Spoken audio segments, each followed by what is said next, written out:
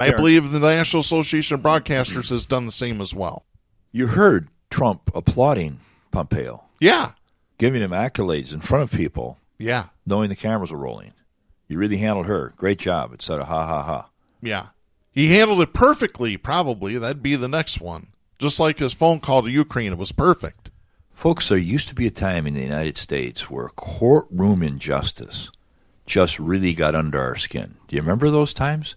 Do you remember being taught the book called To Kill a Mockingbird, where the white jury was up above? Do you remember the scene where a little scout was up above looking down on the jury of the white jury that gave the man that was guilty a pass? Do you remember how that stirred your injustice when you were in the 9th grade? Of course, they've stopped using that book. I can see why. Mm-hmm. Courtroom scenes of injustice are rampant in our history. How about in 1955?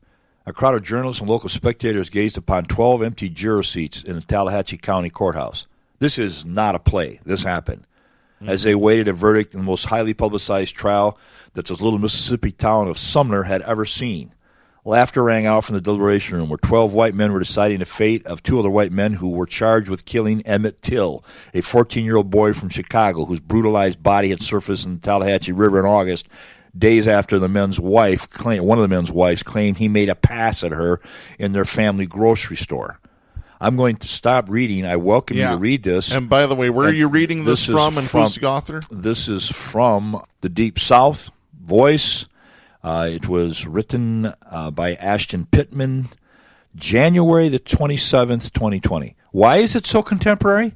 Because this epitomized courtroom injustice. You don't have to go back to 1955, where the jury came out, the judge joined them, the defendant joined him, the woman who made the bogus charge against this black boy they chopped in little pieces, said not guilty. They all hugged each other and lit up cigarettes, celebrating gross injustice. Mm-hmm. Read it. If you need another example, this is no more flagrant than I'm reading to you, Darren, than what's going on right in front of our nation by the highest body of supposedly August decision makers, the Senate of the United States. Mm-hmm. Repudiating evidence, like Shaggy saying, no, Trump didn't do it, although we've got Bolton in the wings. We've got 12 other people who said directly that he did do it. Last week it was Paneras or whatever his name was. Hell, Trump himself said he did it. Lev Parnas? Parnas, yeah. Yeah, by the way, who Trump has said, I don't know who he is, even though Lev Parnas worked for Fred Trump in the 1980s. Donald Trump has known Lev Parnas for 40 years, at minimum. The woman who said that this poor boy back in 55 woof whistled at her as she went into the grocery store. Years later, I think it was 60 Minutes, went up on her porch to interview her. Yeah. Because word had it that she had recanted and said the truth. So they went to get it on camera. She was in the house, but her relatives went up on the porch and threw them all off. Mm-hmm. And ladies and gentlemen, you're being thrown off the porch of the highest court in the land is refusing to look at evidence that is completely supportive of the impeachment. Mm-hmm. They're not listening to it. They don't want it. And you have one choice to realize. A, let it go. Yeah. Let's not worry about whether or not we get elected because, the Democrats keep saying, if we lose here. You have to support this impeachment. You have to realize you can't let injustice go like this. You can't let the United States president be above the law and expect democracy to live. We flippantly said it's into democracy, but by God it is. It's just that. It certainly is. And then here's another example. I have this story. This is by Matthew Rosa, writing for Salon.com. Now, on Thursday, Rand Paul submitted a written question to Supreme Court Chief Justice Roberts asking who the whistleblower is. And Roberts refused to ask that question the way it was submitted. And he refused on Wednesday as well because Rand Paul submitted the same question. Because we do have laws in this country that are supposed to protect whistleblowers. So what does Rand Paul do? He throws a temper tantrum, leaves the Senate floor, holds an impromptu press conference, and names the person that he believes is the whistleblower and then publishes it on Twitter. Well, I've got this. Again, this is Matthew Rosa writing for Salon.com. Harvard Law School professor Lawrence Tribe told Salon on Thursday that any legal protection Senator Rand Paul, Republican of Kentucky, may have had in his attempts to out the alleged whistleblower at the center of Donald Trump's impeachment scandal was lost following a controversial press conference. Tribe told Salon by email, quote, "By leaving the Senate chamber to do that and effectively circumventing the ruling of the Chief Justice, Paul certainly lost the shield of the speech and debate clause. Rarely does one have what amounts to a ruling by the Chief Justice of the United States that something is outside the official legislative business of Congress." End of quote. After Chief Justice John Roberts blocked a question from Paul that named the alleged whistleblower from being read on the Senate floor on Thursday, Paul left the chamber to hold a news conference in which he nonetheless read the question aloud. He tweeted it too. He claimed to reporters, quote, "I don't know who the whistleblower is. Adam Schiff doesn't know who the whistleblower is. My question is not about the whistleblower." End of quote. He later tweeted this, quote, "My question is not about a whistleblower as I have no independent information on his identity. My question is about the actions of known Obama partisans within the NSC and House staff and how they are reported to have conspired before impeachment proceedings had even begun." End of quote. Now just wait a minute here. So Rand Paul is now making an allegation that there are Obama supporters in the National Security Council who have conspired before the impeachment proceedings have begun to go and get Trump. Now, let me just stop there, because if there was any collusion, you'd have to go back to 2008 when the Republicans in Congress, including Mitch McConnell, he was there, said, "We are going to do everything possible to make Obama a one-term president." That is fact. It happened. Yet, Rand Paul wants to make these accusations of the National Security Council? Where's he getting his information from? Is he pulling it out of a pickle jar or something? Is he getting it in one of the hollers down in Kentucky? You know what? It's too bad his neighbor didn't kick his ass a little harder a couple of years ago. Second that emotion. It's a very, very unfair world, folks, and it's getting worse. The courts, when the courts are corrupt, there is no law. Some famous quote somewhere. So you said we're a nation of laws. Yeah. Not now. Laws don't mean anything anymore. Your eyes don't mean anything. Record doesn't mean anything. Evidence doesn't mean anything. No. What laws? Powerful white men throughout U.S. history, committing crimes and evading punishment has often functioned as a rite of passage, whether the wrong was murder, illicit financial activity, or sexual assault. In that world, Donald J. Trump, an exceedingly unexceptional white man, whose father's wealth had long shielded him from the truth of his own subpar disposition, rose through the ranks of hapless crooks and dull-witted crime lords to attain the most powerful office of all, seemingly unencumbered by decades of accusations of illicit financial activities, bungled and legally dubious business venture, and even dozens of accusations of rape and sexual assault.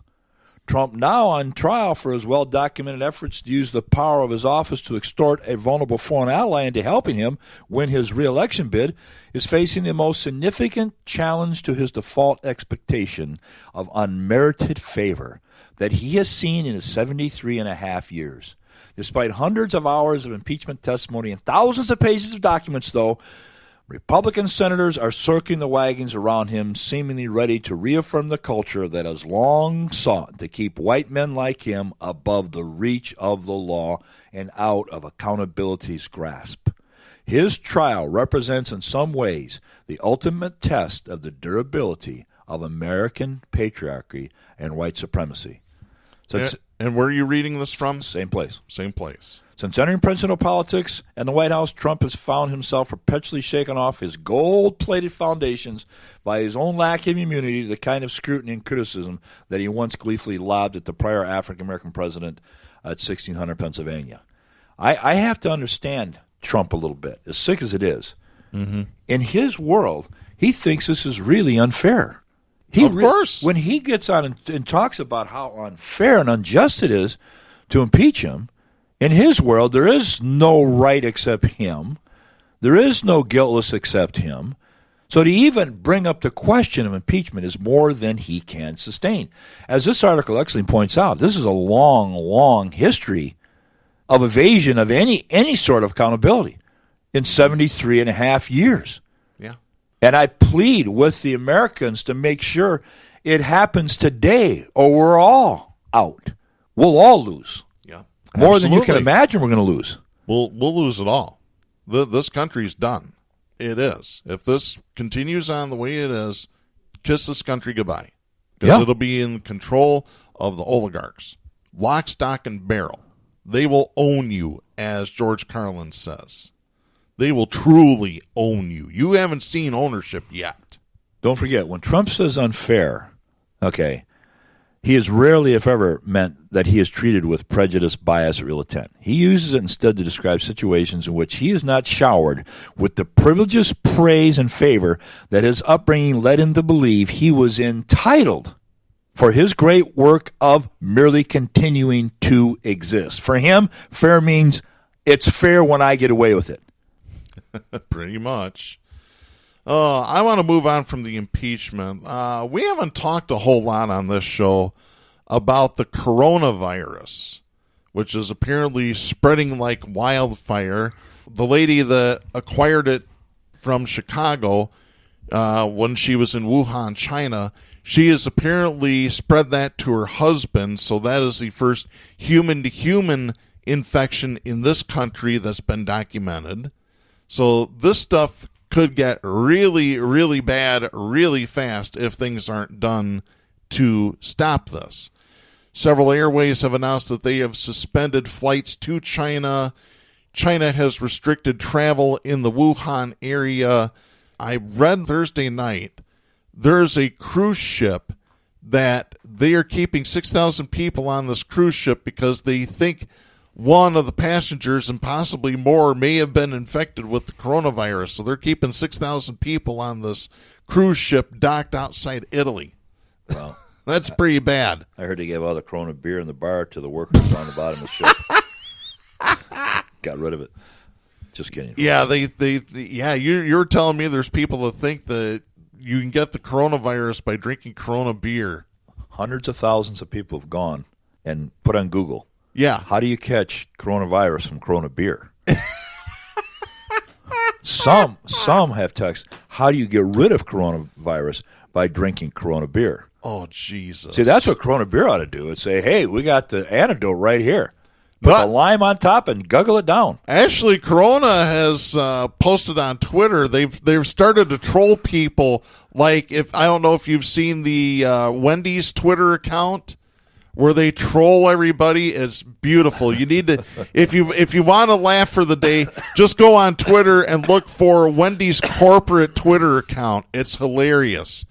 So Corona started doing the same thing, and they said the only thing the Corona beer causes is late night trips to Taco Bell and possible gagging, and you might wake up to somebody that you didn't want to wake up next to. Darren, we kidded before the show that the battle today is not against conservative liberals. It's against stupid and semi-intelligent. That's the battle. And you get little evidences like this. When you find out that nearly 1 million people think coronavirus is from drinking Corona beer, it's stupid. I know. I got one for you right here. E.J. Dixon writes this for Rolling Stone magazine. This is dated January 29th. As coronavirus spreads across the globe, with Chinese authorities confirming nearly 6,000 cases and 132 people dead as of Wednesday, the reaction on social media in particular has largely been marked by fear and panic. For some conspiracy theorists, however, it has also served as a prime opportunity to spread misinformation and baseless rumors about the disease, some of which are potentially extremely dangerous. One terrifying example, QAnon supporters are encouraging people to drink MMS, or Miracle Mineral Solution. is a bleaching agent that has been touted as a miracle cure by anti-vaxxers and other fringe groups to ward off coronavirus. And despite restrictions on such content on platforms like YouTube, it is nonetheless fairly easy to find.